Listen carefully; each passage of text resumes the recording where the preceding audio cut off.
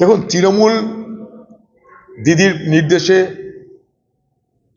তারা নিজের আলাদা অস্তিত্ব বজায় রাখার মাধ্যমে যাকে খুশি করতে চাইছে তার নাম ভারতবর্ষের প্রধানমন্ত্রী নরেন্দ্র মোদী।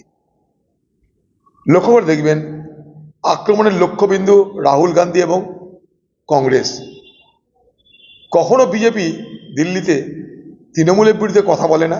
ইন্ডিয়া ব্লকের পাশ থেকে তৃণমূল নেতৃত্বের মতন এসব শরিক দলকে সরিয়ে দিলে মোদির রাস্তা সাফ হবে।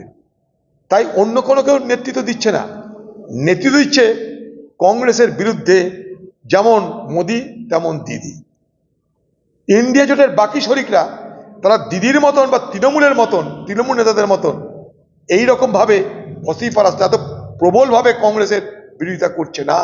এখন কানা ছেলের নাম পদ্মলোচন যদি রেখে দিই আমি, কিছু তো কারো করার নাই। এখন তৃণমূলের অবস্থা যে সেরকম কানা ছেলের নাম পদ্মলোচন রাখতে হবে। আগে ছিল রাষ্ট্রীয় দল, জাতীয় দল, এখন হয়ে গেছে আঞ্চলিক দল। কেউ খুশি হোক আর না হোক, তৃণমূল এবং দিদির এই পশ্চারে খুশি হচ্ছে বিজেপি এবং নরেন্দ্র মোদী।